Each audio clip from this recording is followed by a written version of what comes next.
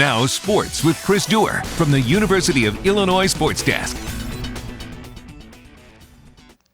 Well, Quincy High Hall of Famer Mike Hellenthal lost his long battle with cancer on Sunday night at the age of 76. The man they called Chief had a rich coaching life, both as Jerry Leggett's right-hand man in helping lead Blue Devil basketball to a national title back in 1981, and on his own as a noted high school and American Legion baseball coach. More recently, Mike was the first fan of Quincy University Hawk basketball, watching his son Ryan helm the program. The exclamation to a very richly lived life.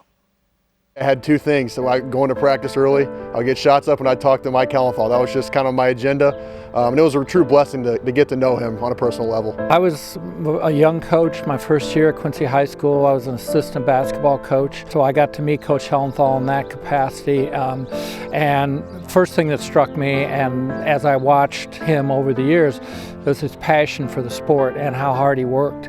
Really, for the first time in my life, I kind of had someone who was telling me things I didn't want to hear, but knew it was for my best, future. And he was right.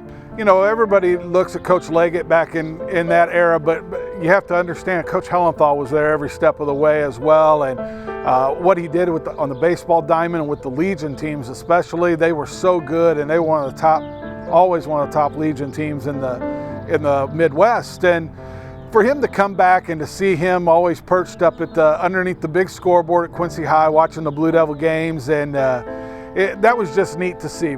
My season tickets at KHQA games are right down the way from him, and I had to look over and see him sitting in that chair, and I knew he was breaking everything down,